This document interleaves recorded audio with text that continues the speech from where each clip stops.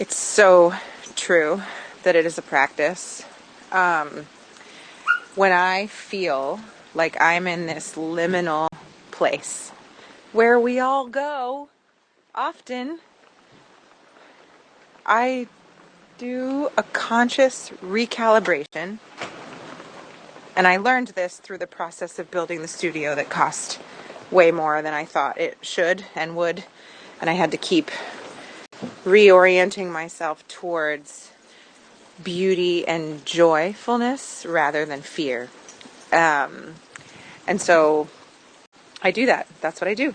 I go and I make sure that I'm spending a lot of extra time in a place of inspiration and beauty, and that is all standing on a really solid ground of trust. Yep. Like anytime I would get really scared about building the studio, I would just go out to where it was going to be and I would imagine it there. And I would feel the way that felt, to be in it and near it. And now I'm in it. And when I'm in it, I have to consciously accept that feeling and all of the newness that is now coming out of it. Even though that newness is asking me to sweep the table.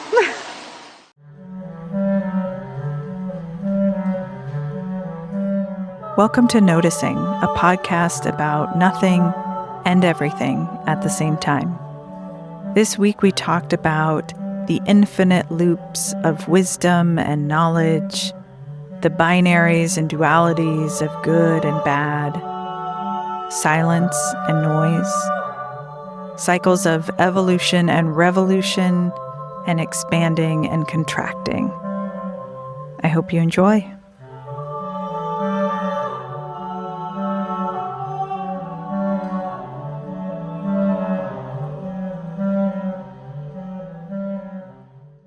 So this is our first episode that we're recording after we're out in the world. How does that live in you? Does it shape how you're showing up today at all? Oh, that's a good way to think about it. I consciously try not to show up differently on purpose. Actually, what I did today that I think I'm going to start doing before every podcast recording we do is I do one of your meditations. So I clear my energy. I'm not even trying to pitch this as like, everybody, here's the secret on the street. Go do Becky's classes. But really, I like 25 minutes ago, I sat down on my couch and I just listened to your voice guide me through this thing, even though at this point now I can kind of just do it on my own. But not, it's nice to not have to do it on my own sometimes. And I can just, yeah, I did it with Paulo on the couch. He's curled up right next to me. And I think Do you notice a difference within him when you're meditating? Does his demeanor or energy level change at all? Not really. I did notice, he was sleeping in the kitchen and I went in and started meditating on the couch, and 10 minutes into it, he came in and laid down next to me. So, that could be, but it wasn't like I started when he was a rip-roaring puppy and then he all of a sudden was like Zen Master Paulo. Totally. I'm curious, like the older he gets and the more you do, because Jasper loves to meditate with us. If we say, okay, we're going to meditate, like he has to curl up in our legs. Like I have to have my legs in like lotus position, and he has to, I don't know if it's lotus. I think it's butterfly. My legs cannot do lotus. But he wants to be in a nest and he loves it. It's interesting. I think so too. I think once Paulo is not a puppy anymore, I bet he will. And also once I have the routine of it, he's not seeing me do the routine in the same place at the same time every time. So this is out in the world now.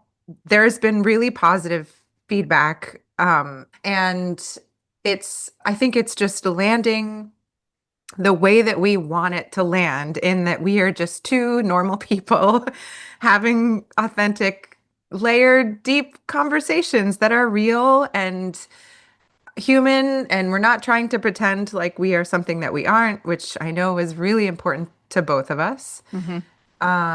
And well, I also just love it because I feel like if it could be an in for a deeper conversation with me if it's someone who maybe didn't think about that, Yeah. before. Yeah. Yeah. What about you? I So first of all, I agree with you. Like I also used my tools. I started using this word energetic hygiene because it reminds me that it's a regular thing. It's you take a shower, you do your your physical hygiene, you do your energetic hygiene as well, and it just sets the vibration of how I'm showing up right now. So yes, I did that as well. Um, Once it's out in the world, what I noticed was I feel like a greater sense of responsibility, but in a very light way, Mm. just like people are hearing it. So it's making it like inspiring me to show up as the most vulnerable and authentic version of myself that I can hold at this time. It's not like I'm in full presence, full vulnerability 100% of the time. You may say something that kind of triggers me, or silence could trigger me, and but it's inspiring me to go deeper into my own practice so that I can show up in the most vulnerable, authentic version of myself. Mhm. I think even on a little podcast like this, where we're just sort of having a conversation together, and that's what we expect of it, is that you and Mhm. I just have a conversation that lands with each of us, and then we carry that in through our days. Anything beyond that is bonus. Absolutely. Yeah. And so, but even that, like, I want to show up for you in a way where Mm. I'm fully present. And it really is kind of funny. You just never know where it goes. Like just this morning, a friend of mine from Boston days when I was in college. We've kept in touch, and she now lives on the West Coast. And she's going through a hard time in her life because she was a part of the fires in California, in Mm. Hollywood. She lived in Pasadena. Pasadena was where I think it was the worst, but her house was one of the ones that stayed and did not burn down, but is in a really awful shape since then. Anyway, we've kept in touch via noticing light a lot. Mm. She's told me like that really helps expand life for her. And then today, just this morning, she said, I'm having a really rough time because obviously things are hard. She's very displaced and work is weird and all of that. And she said, but you remind me to sometimes have a dance party in my living room by myself because it's just me, tooling around in my studio. And that's a part of my practice, is just Yeah. singing or dancing or doing something. And she said, thanks for reminding me of that. And I just am in my studio dancing around. And sometimes I think, why not share this? Not for someone to say, wow, Christina, you're such a good dancer. Teach me what you know. But more just like, why not? My body functions. I have legs that can move and hold me, and I'm going to go and move my body. And like, Yes. it's nice. It's just nice. All to say that it's really nice to just show up in who you are. And you just don't know where that ripples away? Absolutely. Yeah. What's so natural for you is to share the light and the joy and. Yes, yes, that's true. So I was just reflecting the other day. I was doing a rewatch of this show, Orphan Black. It's a great show. It's about clones, but the acting is incredible. It's female forward. The representation that they have on that show is really amazing. So that's my plug for Orphan Black. This is also my like little opportunity to bring in a tiny bit of pop culture. Ooh. But so the last episode, so they've gone through all this crazy stuff, and there's all these clones, which they say they're sisters, and they're sitting around the fireplace, and one of the, or the fire pit outside, and one of them, who was always the strongest and kind of the leader, was saying, I carry so many mistakes. Like she was holding all this shame for all the mistakes. And not a single one of them tried to fix it, tried to make it better. They then showed their shame. They said, she was having shame around being a bad mom. And one of her sisters was like, I just yelled at my kid and, but Yeah. what it was coming up for me is like you sharing your dancing and this joy and reminding people like I have joy inside too, even when I'm going through hard times. And I think it's really powerful when we show up and share our shame and share our pain. It just gives this permission for other people to not feel alone, you know? Mm-hmm. Mm-hmm. Yeah, I mean, even in motherhood, for example, like this is not something that I share with people I don't know on the internet. So I have like a close friends list, but I love sharing the real guts of parenting because I don't see other people doing that. So Yeah. like one of my twins just pooped in the bath. Here's a quick picture of that. And then the other one is grossed out because she has to sit next to it. And then also in the same moment, someone's shouting at me because they're also like on the toilet, also poop in there too. It's just so messy. Um, and 20 minutes later, I can still have a solo dance party to shake it off, you Yeah, know?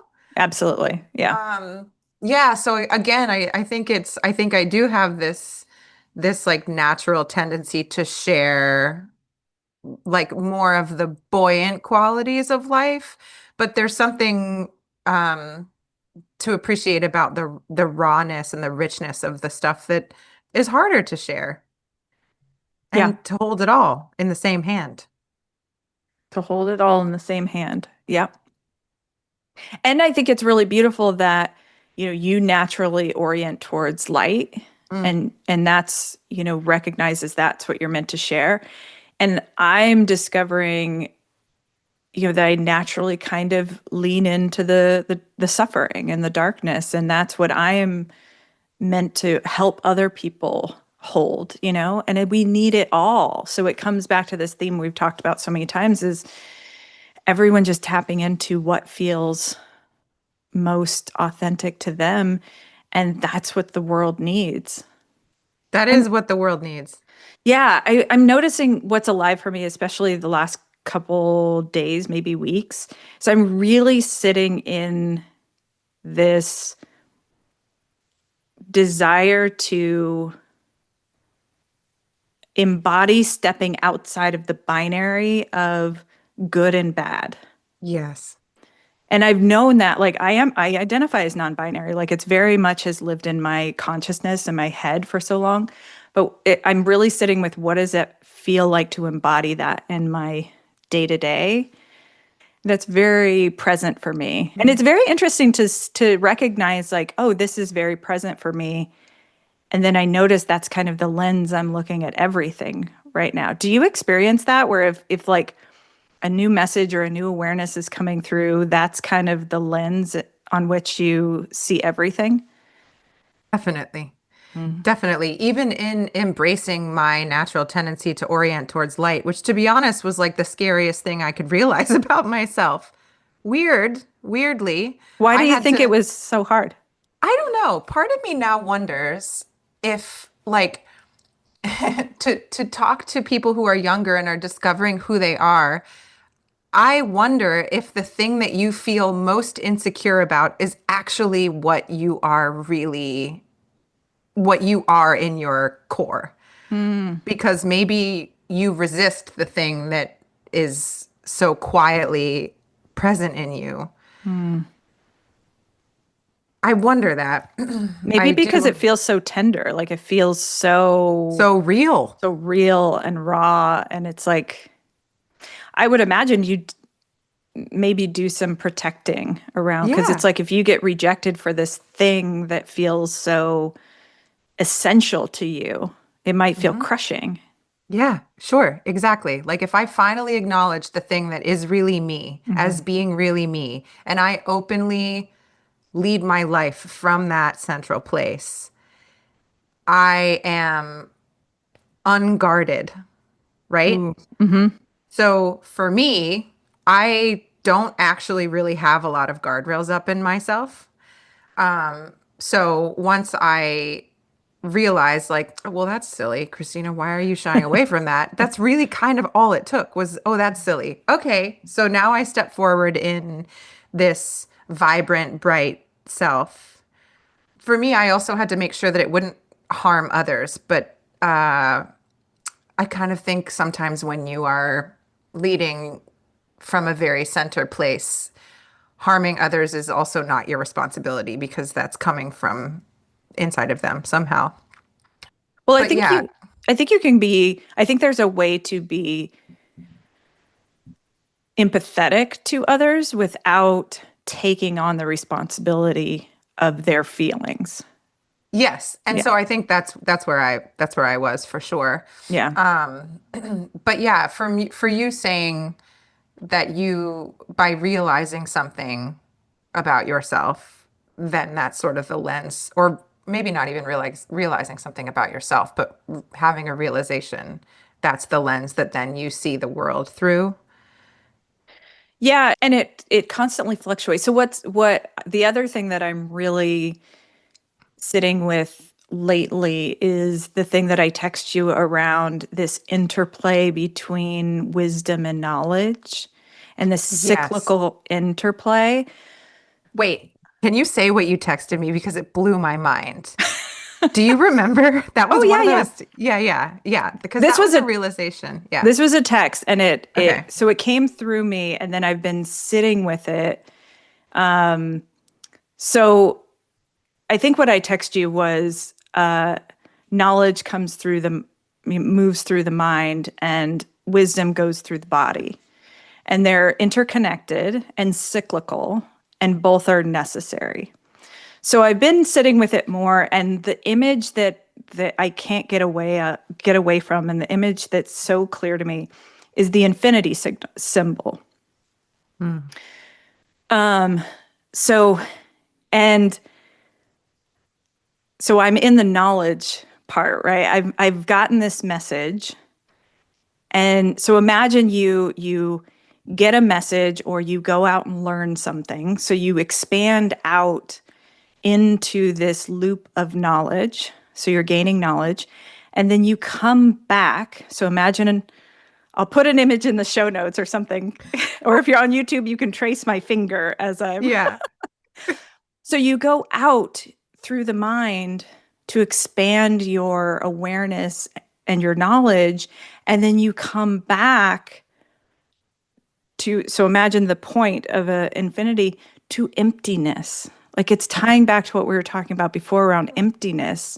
So you go and gain this knowledge and then you empty and then you come into the body, into embodying that and learning how to integrate this new knowledge into your being and to how you move through the world, into your thoughts, your beliefs and your actions. And then you come back to emptiness again. And you empty and you go out back into the world and you gain more knowledge. And it's cyclical. And I imagine it that every time you're going out into knowledge, you're expanding beyond yourself. So you start you start wherever you are, but I just imagine what life is asking of us is this ever expanding growth of wisdom and knowledge. And so you're going out wider and wider. And then with wisdom, you're going in deeper and deeper into yourself. And so you need both because if you stay with wisdom, you run the risk of staying too much informed of your own experience and not bringing in the knowledge of what's the experience of people who aren't like me. Hmm. And you run the risk of thinking I have this wisdom and thinking it's universal wisdom. and missing out on the knowledge of the experiences of other people and other beings, right? So whether you're expanding into nature or you're interested in people, but so I just imagine this like ever expanding infinity symbols expanding out towards, we'll call it Infinity. source. Yeah, Yeah. source, which is where there is no separation, which I think is something we deeply know that is true, but we have to gain more knowledge. We have to integrate it into our being. So we're living that experience of source. So it's like you're constantly expanding. So You hadn't mentioned the emptiness point. When you just said that, like my eyes welled up with tears, and funnily enough, my mouth watered, which was weird. But we'll take whatever that means. I'm hungry for that you're empty hungry spot. for that was new. That was from sitting with it and doing the editing of the podcast and, taking in new knowledge, like even coming back to listening to our old conversations with emptiness, with a beginner's mind. Yeah, and I think when you had told me about that transmission that came through you that time, that wisdom, that knowledge is in the mind and wisdom is in the body. And you were saying, again, Christina, you and I are mirrors because you, Becky, have knowledge. You're in a much more of a place of knowledge. And I was coming from a place of more embodied wisdom that didn't have the knowledge part. And I'm now learning the knowledge part from you. and and it's like a back and forth. And yeah, it's And you teach me how to embody the things that I've known and through wisdom. And the more I've been sitting with it, and again, because of the other major thing that I'm sitting with right now is stepping out of that binary. I think there's probably lots of different cycles. Like, I don't think it's, you have plenty of places in your life, I'm sure, where you have knowledge that you're oh yeah. moving into wisdom, so I imagine like maybe there's an overarching cycle for our life. And then there's all these little fractals of cycles that we're moving through. Yeah. But I think to go back to the point of being real and authentic and in the home of yourself, wherever you are at any given point, you can meet that wisdom truthfully. And even just you saying, you acknowledging that am coming from a place of wisdom and showing you how to use your knowledge to embody it, that's not a good or bad thing.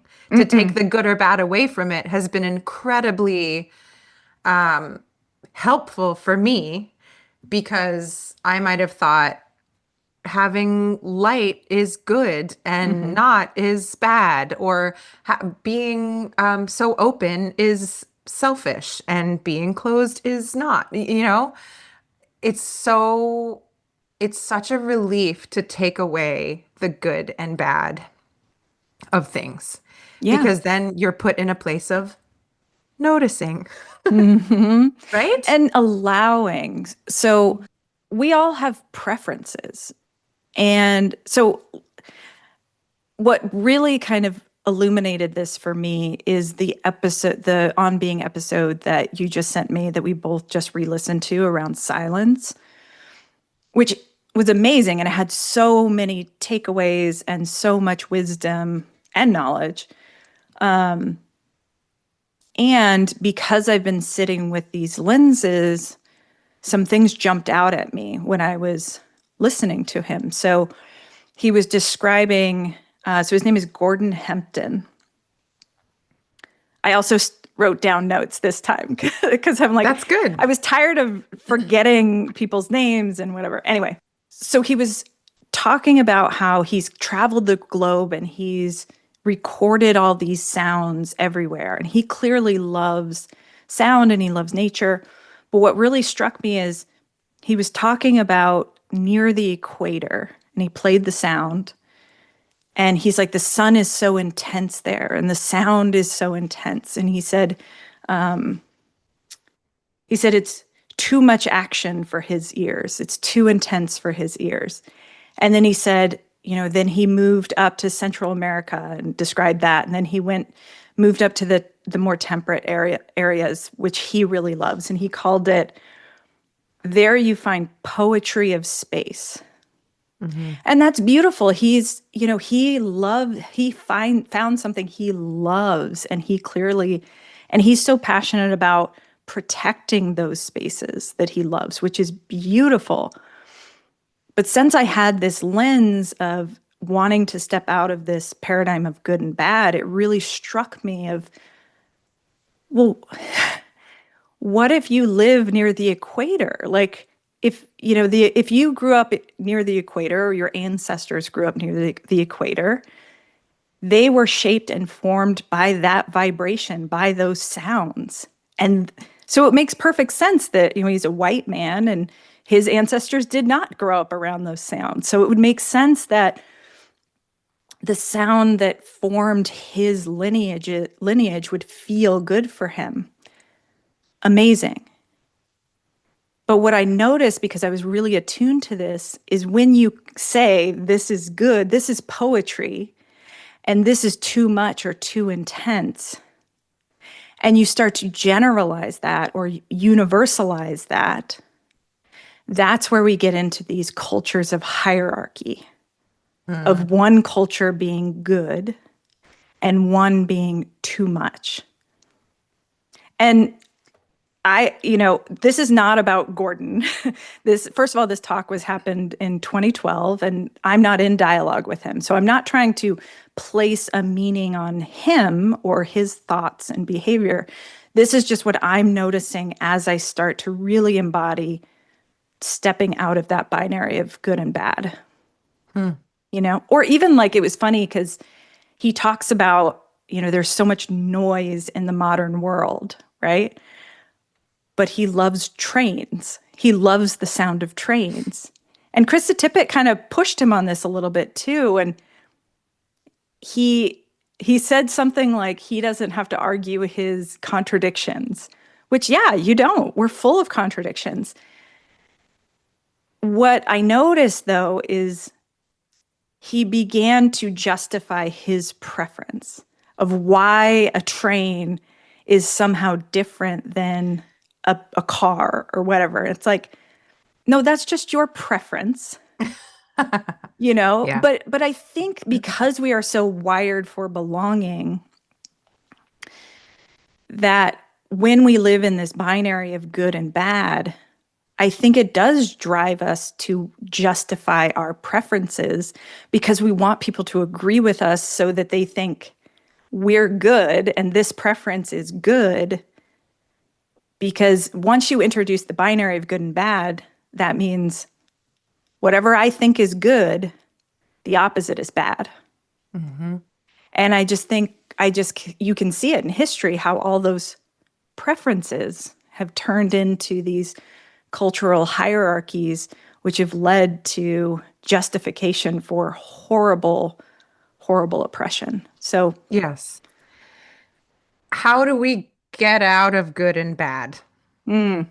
Like, because I hear what you're saying. I didn't pick up on those things when I was listening to it, because even part of me while you were just talking was thinking, like, he's not even saying that as an oppressor. He's just saying that as a person who's noticing that, like, it feels very disarming for him to say, that's too loud for my ears. So I don't, but I understand where your thought process is going.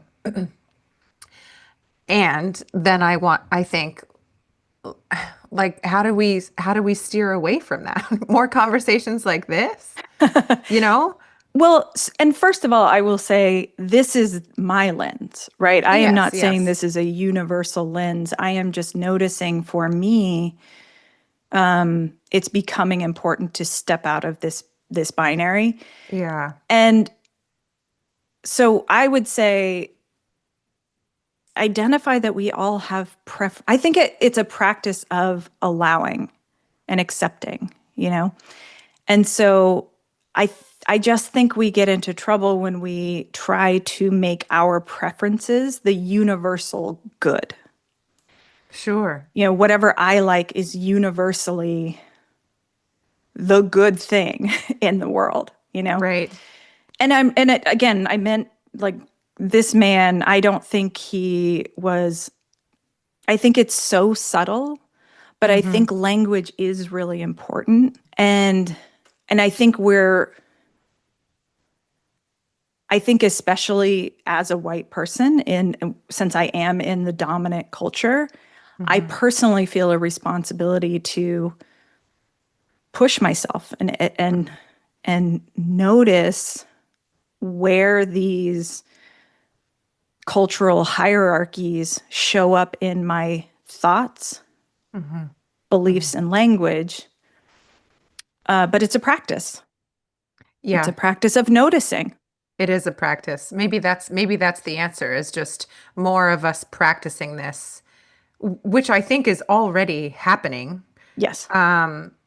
Absolutely. Even in this is making me think of a couple of things. So today this is a real maybe seeming tangent, but not. Today is picture day at elementary school in my town. My children were not made to dress in a certain way. Wait, what do you mean by that? Picture day is a big deal for a lot of families where Oh. like yeah, so like you must wear your best, I will say, outfit. Make sure that your hair is nice. Like, oh, picture day is tomorrow, picture day, picture day, picture day, because for one day every year, everyone comes looking as dishonest as possible to frame what that year represents in a photograph. So, people's hair, they have bow ties, it still exists. Hmm. And I think it's kind of nuts because why so I don't in our family we choose not to make it a big deal. So I also don't want my kids to show up and not realize it's picture day. So I'll say it's picture day, it's coming. Jack this morning decided he might wear jeans and then decided not to. But then we get out to the bus stop and there are all of these kids whose parents said they had a really tough morning because they spent the whole time practicing smiling. Mm. And and that's what they did. And they had specific curls in their hair and you know, I maybe it's a little act of stepping away from the binary of good and bad by letting my children not have to make this such a big deal because then Yeah. like there's so much pressure on what they look like in this or even talking about language again. I'm very conscious to talk about the way that I look at myself in front of my children. I'm very conscious of the way that like if one of the girls comes down and is wearing this very elaborate and princess like outfit ensemble, instead of to say, "Oh, you are so beautiful," which equals good, Hmm. Hmm. and the opposing force is ugly, right? Exactly. Yeah. I say you must feel fancy or Oh, I something. love that. Yeah. Or even like, their grandmother got one of the girls, they went to a little store and she got them something and she decided to get makeup, Hmm. which I have not bought for them. And so I said, "Oh, that's so fancy. You must feel so fancy. Look at that fancy color." Because fancy to me isn't necessarily good or bad. It's just Yeah. fancy. Yeah. I Um, love that. I mean, yeah. those examples that you're giving to me are clear examples of stepping out of this binary of good and bad. Who decided that wearing a bow tie was good, Yeah. and attractive and like if someone genuinely loves wearing a bow tie, wonderful, that's their preference. But you're Mm-hmm. pointing to exactly that. Where is all this pressure that the parents are feeling to make their child look a certain way? Yeah. When you step out of the binary of good and bad, you can question those things, exactly what you're doing, and say, well, this isn't important to me. And It's a so, yeah. Yeah, no, I was gonna say it's also a strange thing because then you're still in a society where most people aren't making picture day a tiny deal like we are. So, my kids walked out and it was like, "Oh, picture day, what are you guys wearing? What are you doing?" And there are like four other kids out there and then Lucy, one of the twins, kind of looked at me and said, actually, Mom, I think I do. I think, can you make me a ponytail with a braid in it? And I was Oh, just crushed. I was like, yeah. who cares what your hair looks like? But yes, I will give you a ponytail with a braid in it. Yeah. So I ran in and Jack wanted me to button his top button for him because people Mm, were putting emphasis.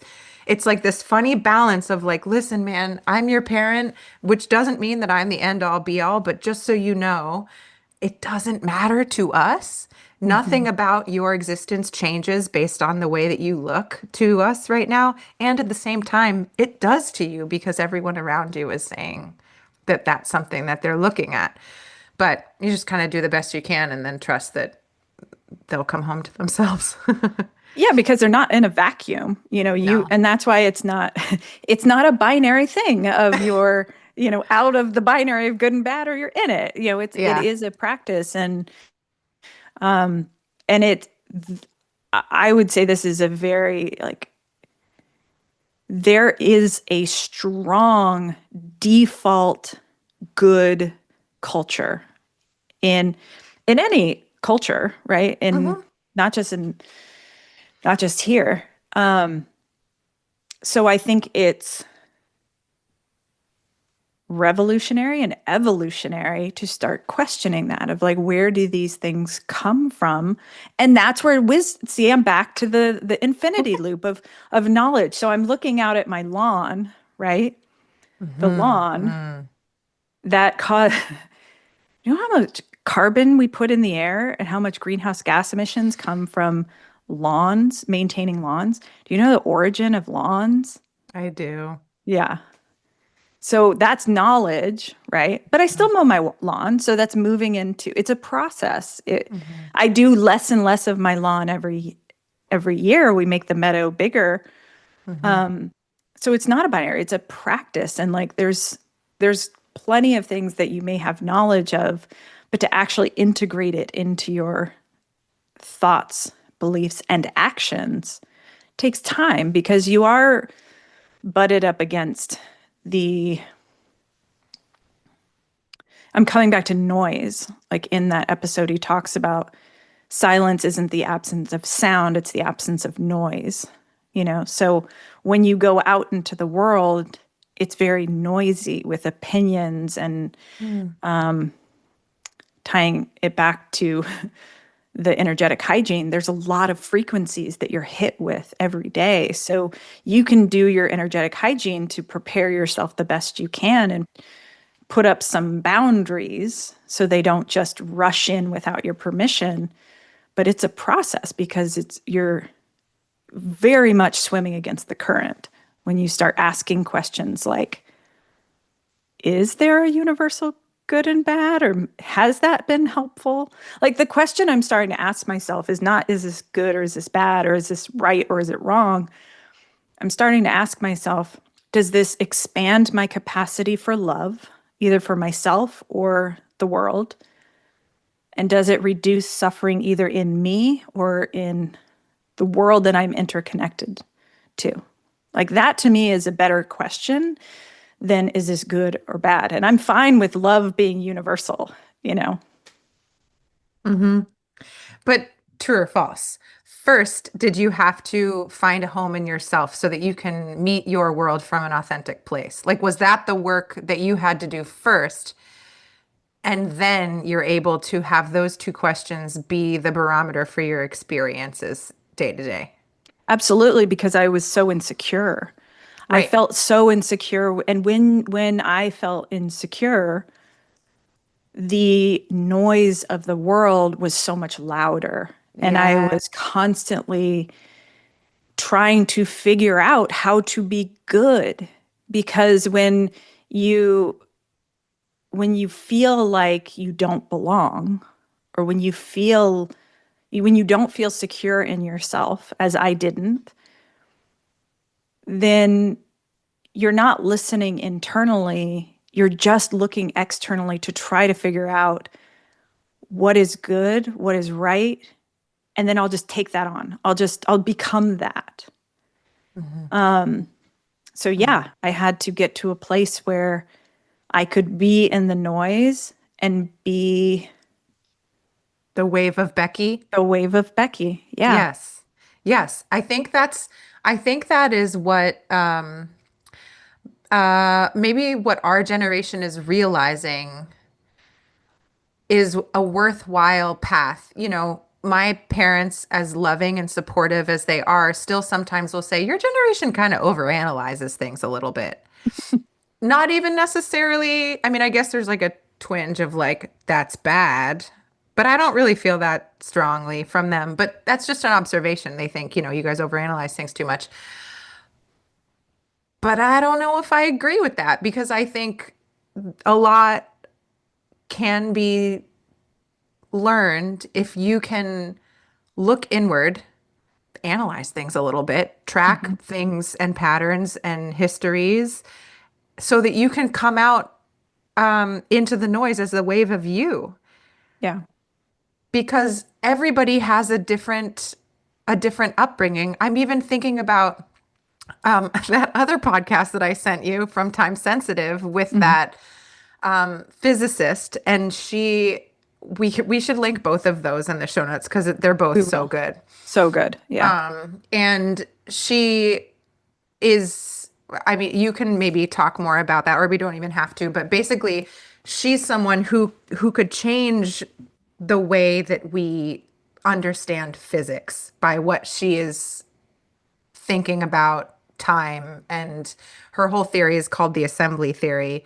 And I forget what her name is, something but We'll she link was it. talking about, yeah, okay, so she was even talking about, the biggest takeaway I had without having to explain the whole podcast is that she's someone who could completely shift the way that we think about physics. It's a really big deal. Huge. Yeah. Huge.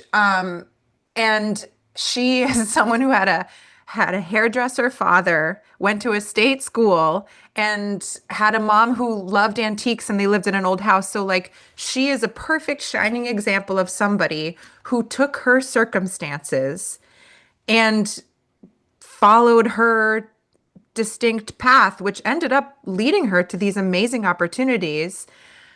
But she just was who she was. Just Hmm. like she was the wave of Sara, Imari Hmm. Walker. Hmm. And I just keep coming back to that. That's something that's really alive in me the last 2 or 3 years is just I'm not supposed to be anybody other than myself. Neither No. are you. And if No. you and I can come at this world as who we are, and I know that I've said this on this podcast before, and I will say it again and again because it's just something that's so it's so true. And I don't think it can be said too many times because maybe it will come at people in a different way, you know, or it's like that's our job. That's our Hmm. job. And a lot of times in family structures or cultural structures, that's not allowed. Yeah. Well, the other thing that I'm sitting with lately, as I'm embodying this practice of stepping out of good and bad, is it's really hitting me how we are all mirrors of one another.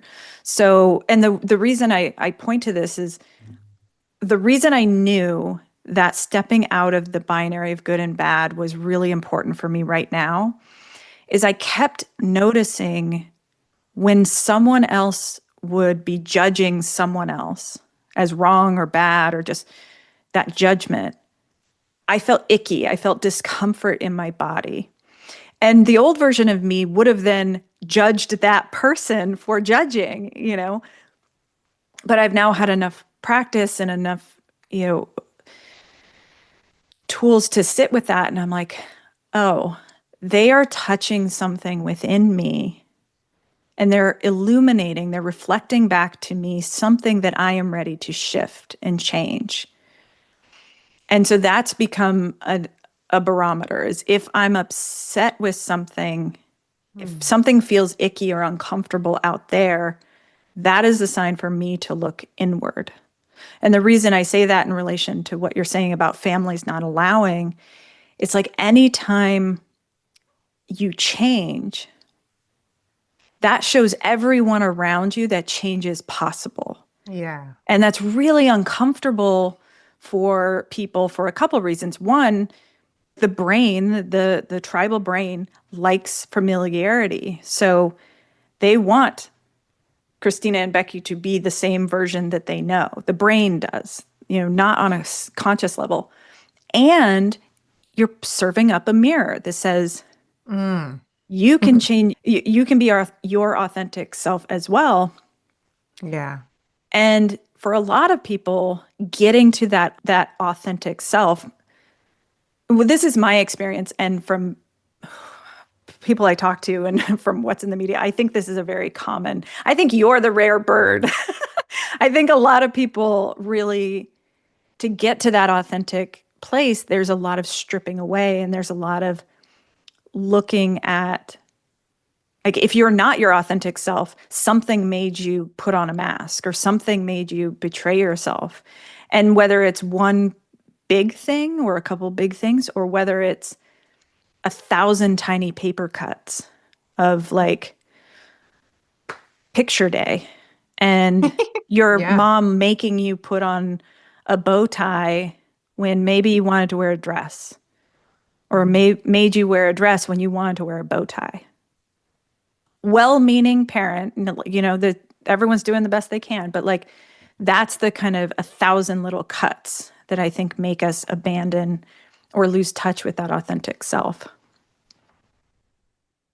And oh, the other thing that was coming up when mentioned your mom is, um, so we're kind of in that generation where we knew the analog world, but we were introduced to the technology and the internet fairly early. But you think of generations below us, Mhm. they grew up with the knowledge of the entire world at their fingertips. So Yeah. of course they're analyzing, noticing, looking into these cultural patterns because they have access to it. Mhm. So for our parents, that was just like, that wasn't spoken of. That wasn't, they grew up with textbooks that were altered and there was propaganda. And to actually seek out more accurate representations of culture was harder. But this generation, they have all that knowledge at their fingertips. So of course they're going to question it. And I I love also it. no, me too, me too. And I think about it sometimes from like a pulled back lens um of evolving humanity. You know, we yes, I suppose we analyze more than other generations do, but could that potentially be an evolution of our species, you know? Yeah, Why not? absolutely. We're becoming, we there's that whole saying that we see in a day what our grandparents' generation saw in a year. Yeah.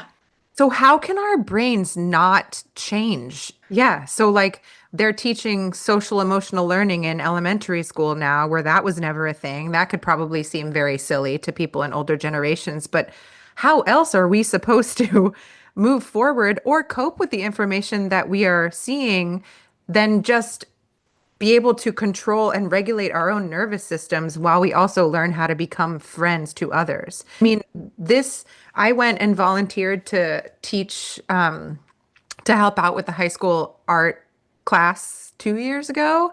And I was completely blown away with how grounded and like fully themselves these kids were. I mean, like 16-year-olds and 17-year-olds in this art class. Granted, art is kind of like a safe place, but I was this stranger that just kind of came in, and they were like talking openly about their neurodivergence and not apologizing for anything, not a good or a bad thing. They were just like, "Oh yeah, I have so and so," or like, "This is what I experienced. This is how I learn best." And it was Hmm. just like I was like, our future is fine. These people are so solid already, you know? As long as we don't blow up the world before these I people hope. can Yeah. be in charge, I agree with you that the future is bright. Yep. Um, yeah, I was actually curious if Sara, if the person in that podcast was neurodivergent, the way she was putting together um, all these all these patterns and pulling from all these different areas and like so this is another place of noticing and again maybe it's my lens because I do identify as neurodivergent like but like the language there's a neurotypical brain and a Mm. neurodivergent brain, right? So those it's little things like that where I think the more we question what makes this typical, why are we saying this is typical? First of all, I don't know that neurodivergence is a new thing. Maybe we're just talking about it more openly and studying it more. It's like Hmm. this the same thing with the prevalence of autism and they like it's not that it's a lot more prevalent. It's we're actually studying it more. And oh yeah, maybe we should actually include women and girls in our data set instead of just studying white boys, So it's like, But I think the word typical it even holds the aspiration of not being good. Like I don't know that typical. I think typical was a conscious choice. At least that's my observation is like I think a lot of tip people want to be typical. I think a lot of people might totally. want to be normal. Yes, yes, I agree with you, but wasn't it something else? Like wasn't there another word? Um, why do I think that typical is like the better of the options that were on the table? I'm gonna Oh, have to think maybe. on that. Yeah. Maybe But not. even still, and I'm not saying it's like nefarious or bad or like someone's trying to you're probably right. It probably is a an advancement or a sense, but I just like we there is a default culture in this country and whenever you have a default culture, then everyone else who's different than that, which Mm-hmm.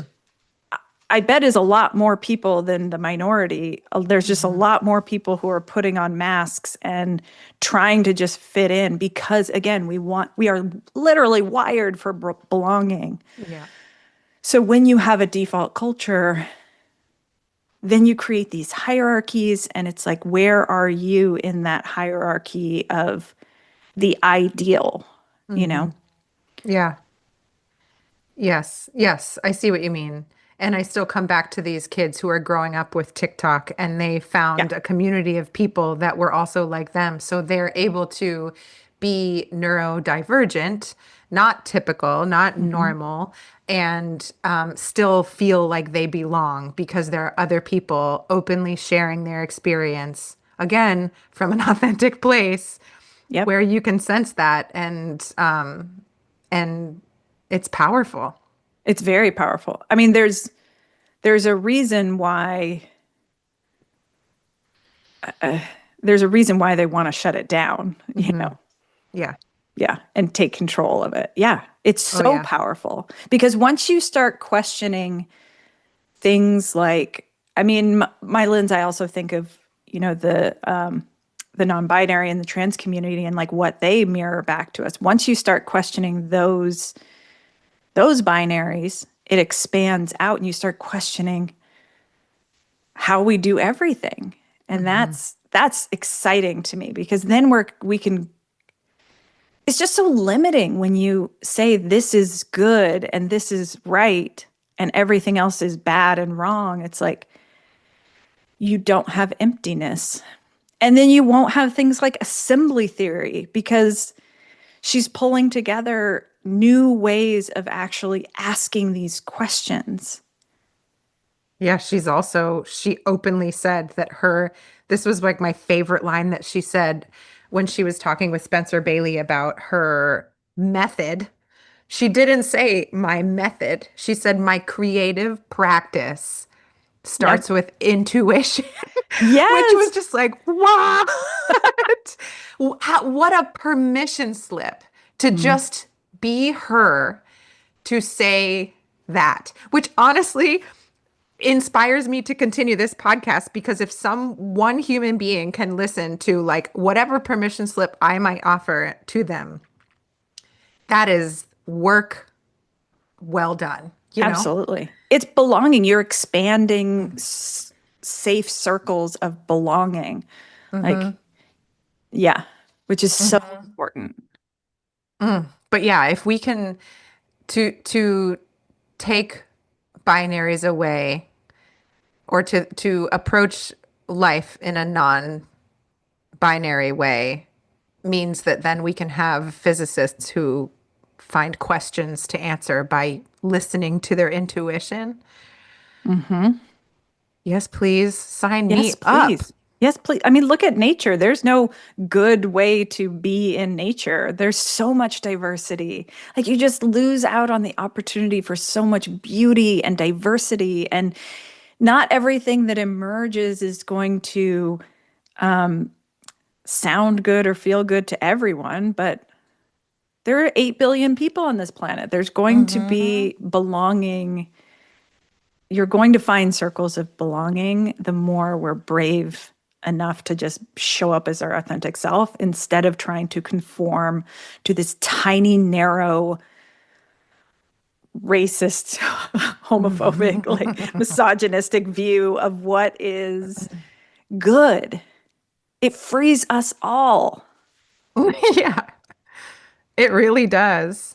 And it is it is scary to people who want power to think about people believing themselves and entering their lives from a place of self-trust and not from a place of fear. Yep. Yeah. So you want to, if people are listening and looking for a way to fight back or take a stand against those in power who are trying to do awful things in this country right now, be your authentic self. Be yourself. Yes. Be And guess, yourself. and that is a radical act. Yes. And also tend to yourself. This is something that I talk to a lot of people about, and am learning from practice. Like, you must tend to yourself. You must. You Yeah. must prioritize your own self-regulation, because you will then be able to enter the world from a more present place and a more restored place. Yeah. That's another thing I notice, is that people are spinning and spinning and spinning. And that's like, it feels like that's what they're trying to do, is Hmm. make people spin and spin and spin. And it's Yeah. not a great way to help anything. You have to go be quiet for a little while Yeah. regularly. That's your energetic hygiene, right? Absolutely. I Yeah. mean, sure I've said this to you before, but the strategy of this administration and others in power is flood the system. And they mean it in, flood the courts, flood the news outlets. Don't let them flood your own system. It's the Right. only system that you can tend to directly. And Hmm. that doesn't mean putting your head in the sand. It means noticing what's going on in your own nervous system and knowing that you are going to make better decisions. You're going to have a bigger impact if you are regulated, if you tend to yourself, because then you're entering, coming back to your question of, did I have to do that tending of, being secure in myself before I could go out into the noise? If you want to go into the noise and of this world and have an impact, you have to have a strong center, and you can Yeah. only do that by tending to yourself. And that's what makes me feel hopeful in the face of all of this shit, is that there are so many of us who are meeting ourselves in therapy or to having vulnerable conversations with people so that we actually know where our center is. So Mm-hmm. you've got more and more people who have that conscious center. And that is incredibly hopeful Mm-hmm. because if more people have a conscious center, then they can walk forward from that place and it's much more stable of a place to be, you know? Yeah. And people forget that your biggest impact will be on your small sphere of influence that is around you, which is it's not how much you know, like participating in democracy and calling your representative, these are all important things to do. But spinning out on the latest thing, just always check back in and like, what can I do about this right now? So I was thinking, about this no judgment of good and bad. My practice to take it as extreme as possible is how can I put anyone in this administration or anyone in power out? How can I look at them outside of the paradigm of good and bad?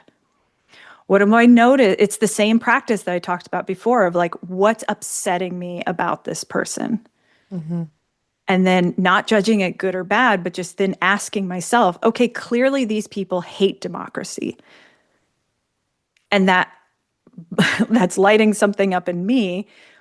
So I ask the question, well, what can I do to love democracy Beautiful. that's within my sphere of influence? And that's going to make a lot bigger impact than me spinning out in fear and worrying about the shit ton of everything they're doing. There's a lot to worry about right now. Yeah. And that's hard. Mhm. And it's very hard, which is why we have to tend to our nervous system. And remember that, like, the people who are making the good never makes the news. You don't see on the news all the people who are doing amazing work in this world. hmm I like that practice. That's a beautiful practice for everyone.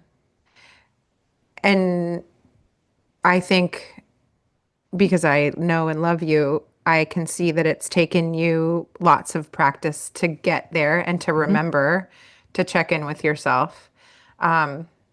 But I just keep this whole conversation, I just keep picturing this very steady, it's a steadiness. It's like, how can you steady yourself? And I think of a triangle, which is the strongest shape.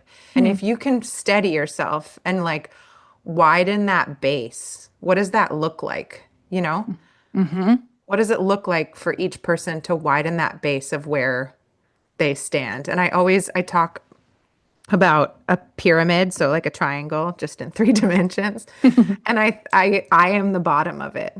Mm. And I always, like I think a lot of people might think like my marriage is the bottom. I am the bottom. If I Hmm. am unstable, then everything else above me that I'm supporting will not thrive. Yeah.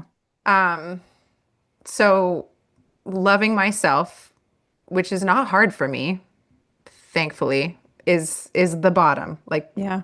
being with myself, loving myself, feeling centered, then creates this stable ground, and then things can hang out on top. But it takes like turning inward, that mental, energetic hygiene. It takes all those things that Mhm. take time out of your week.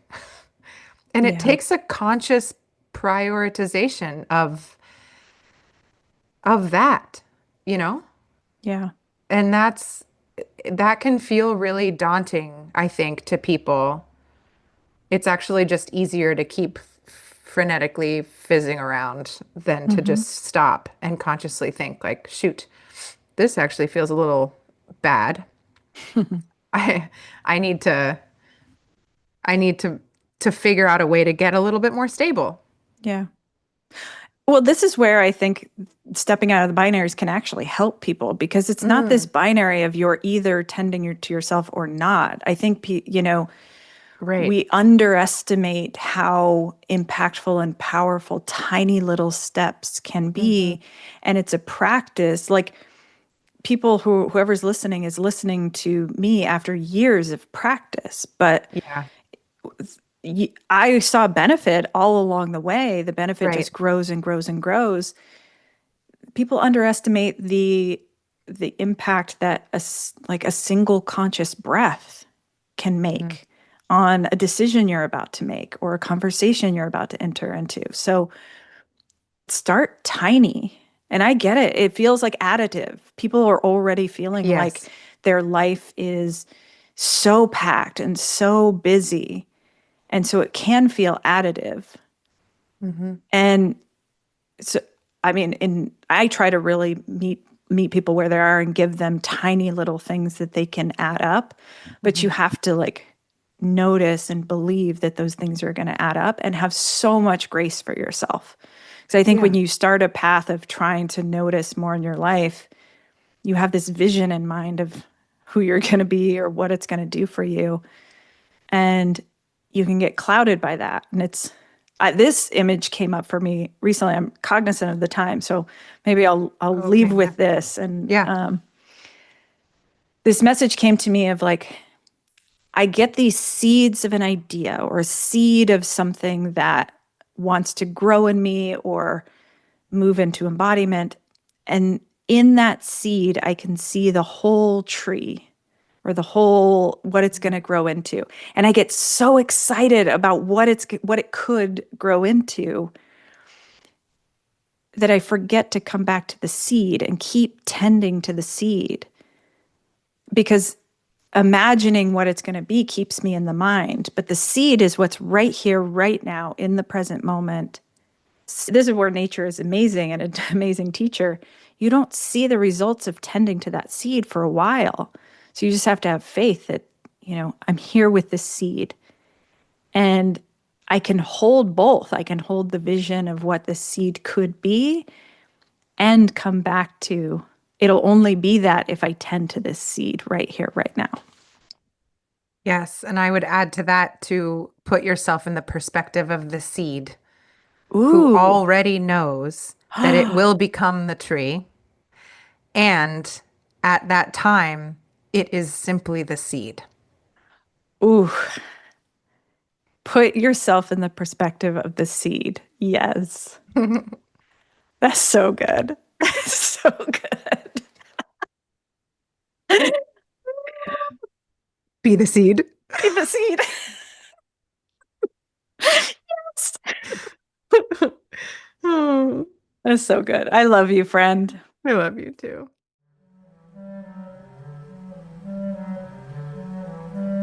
The music was recorded live as a part of the sound service at 3S Art Space in Portsmouth, New Hampshire in January 2025, where musicians responded to the changing light in the room that reflected and refracted through Christina's suspended artwork.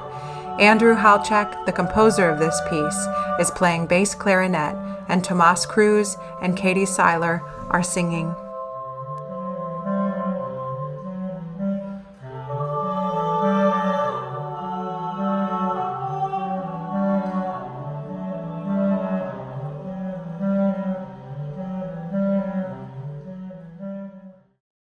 Holy shit, Christina. You have just given me my next obsession.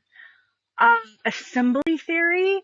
What is this magic? Who is this magical woman?